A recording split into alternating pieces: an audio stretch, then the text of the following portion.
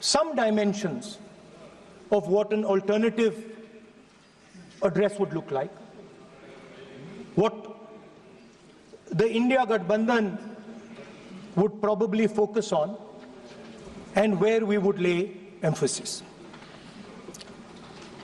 The future of this country is going to be decided by the young men and women of this country, the youth of this country. So I think anything we say has to be addressed to them, has to be spoken to them. The first thing in front of us, and this is something I'm sure the Prime Minister would accept, and pretty much everybody in this room will accept, is that even though we have grown fast, we are growing slightly slower now, but we are still growing.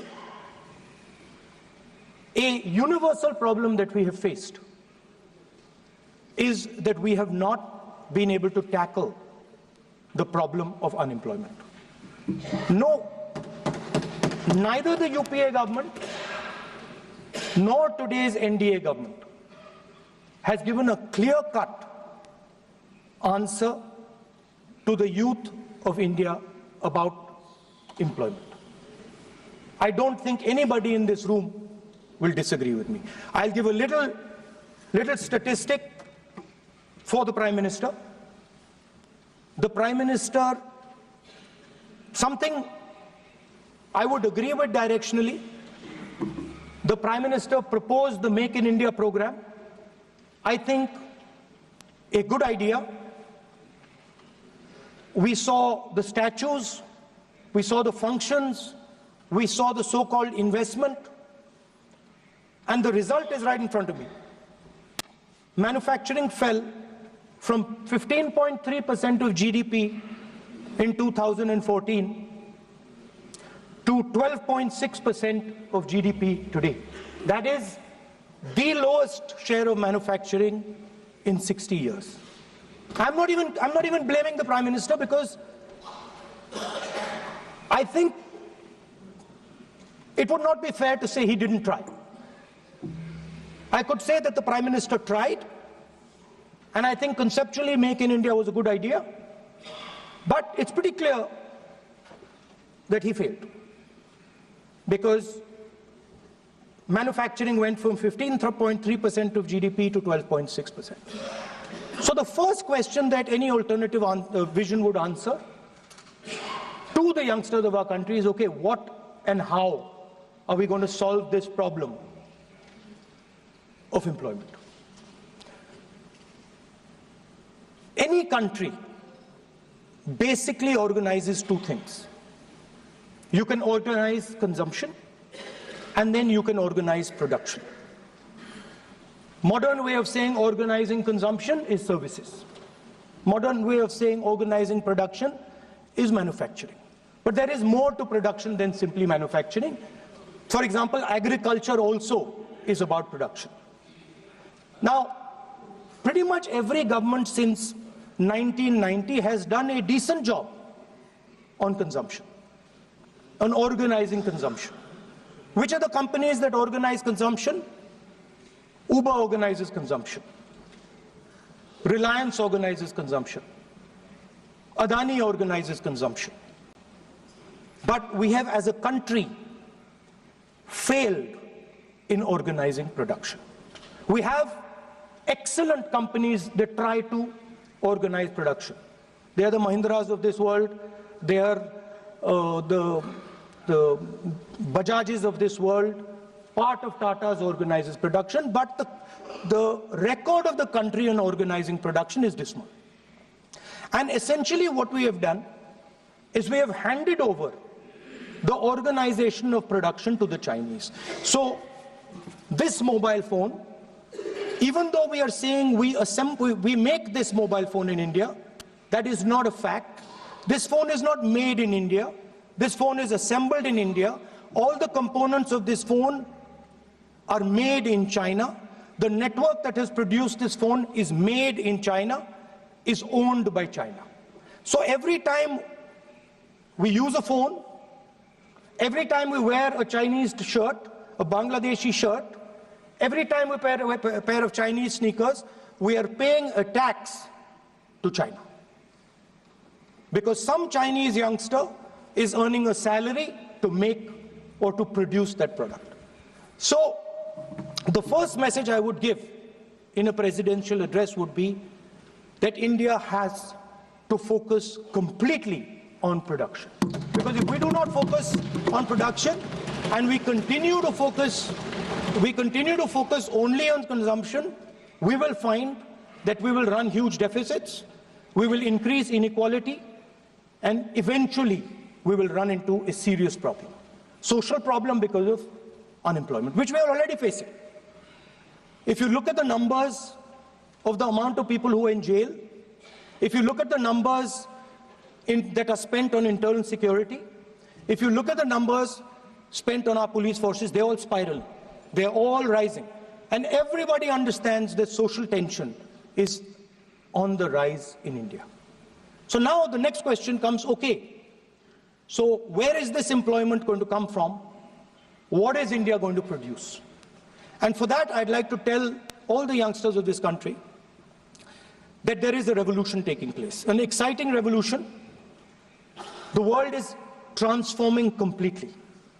And the change that is taking place, at the heart of the change that is taking place, we are moving from the world of the internal combustion engine to the world of the electric motor.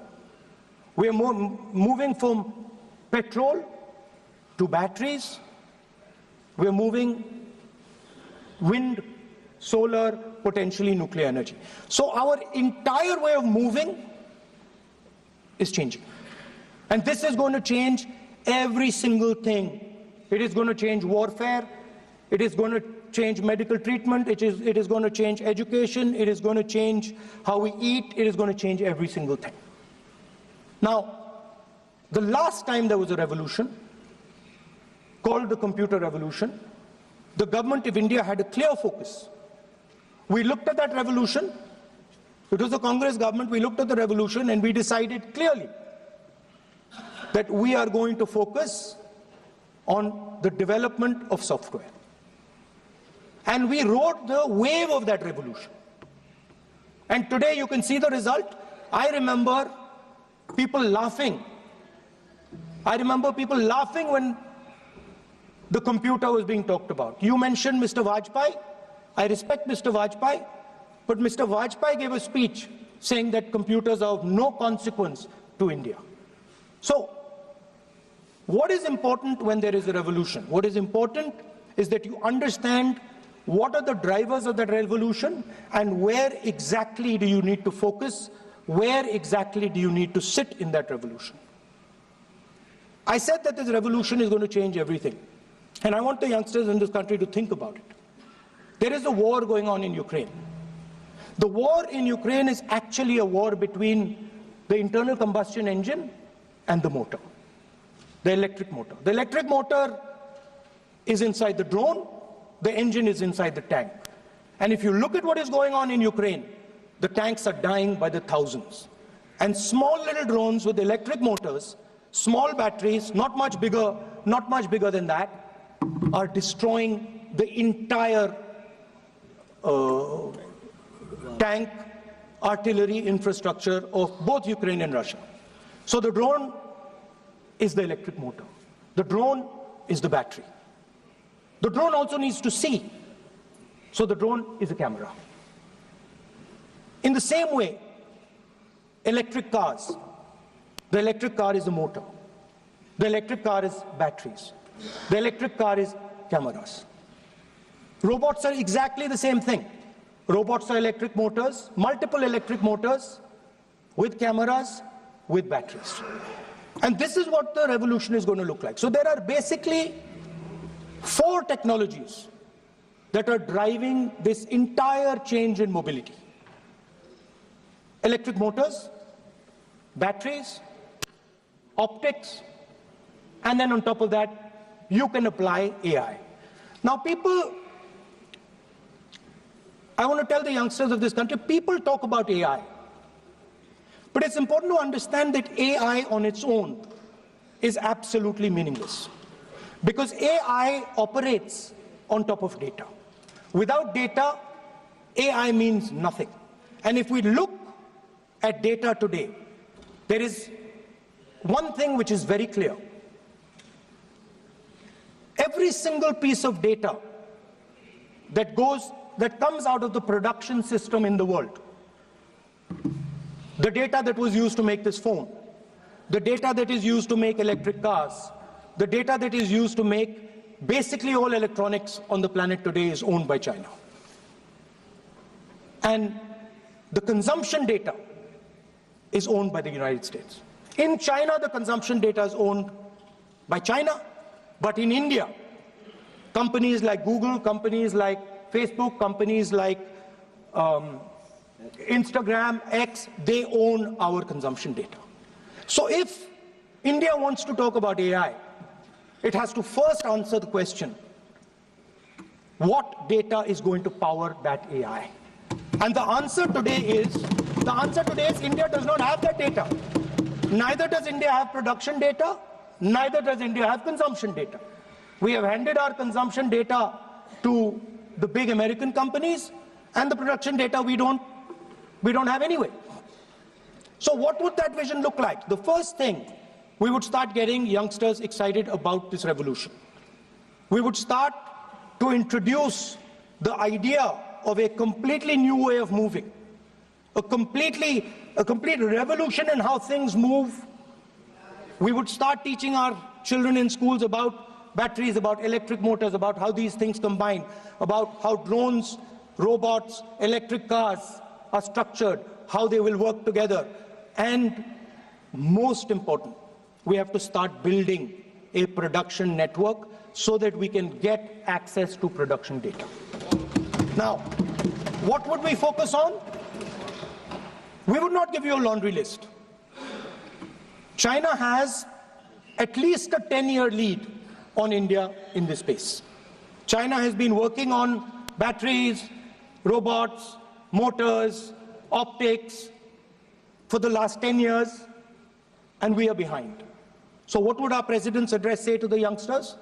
We will choose critical areas in each one of these technologies, and we will start to build capabilities in those areas. The second thing we would do, we would ensure that our banking system is not captured by 2 or 3 companies that basically do not allow you to build a production system. But our banking system is open, is dynamic, and is accessible to small and medium businesses and to millions and millions of entrepreneurs who want to take part in this revolution. Our foreign policy would take into account this revolution. When we talk to the United States, we would not send our foreign minister to invite our prime minister to his coronation.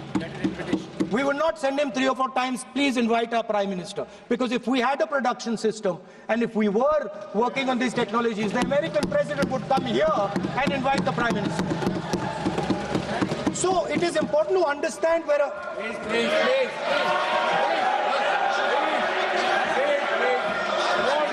Without foreign policy.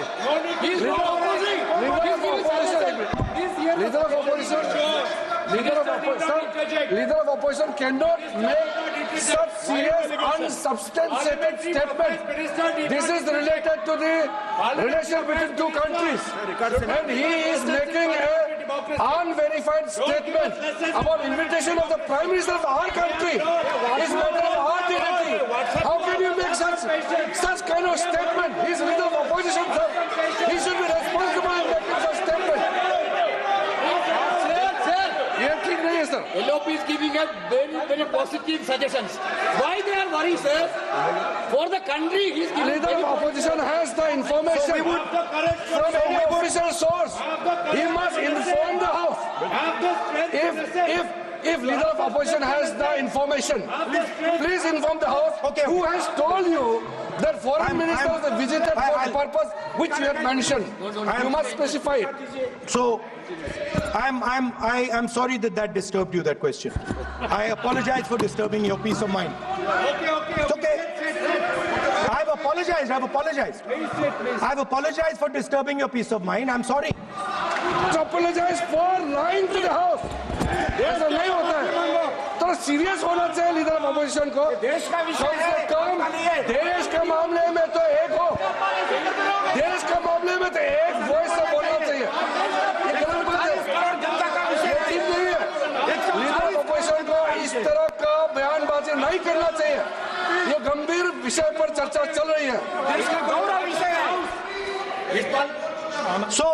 So we would start by telling our young men and women that they have to be at the forefront of this revolution. We cannot afford that the Chinese are at the forefront of this revolution. Number one. Number two, we would ensure that the absolute best experts on these technologies would talk to our students, would talk to our youngsters and guide them on what a future, on what these future technologies are going to do. We would make them partners in this revolution. Now, we talk about defense. And today, we have the Chinese, and the Prime Minister has denied it, and the army has contradicted the Prime Minister. It's true. The Prime Minister has denied it,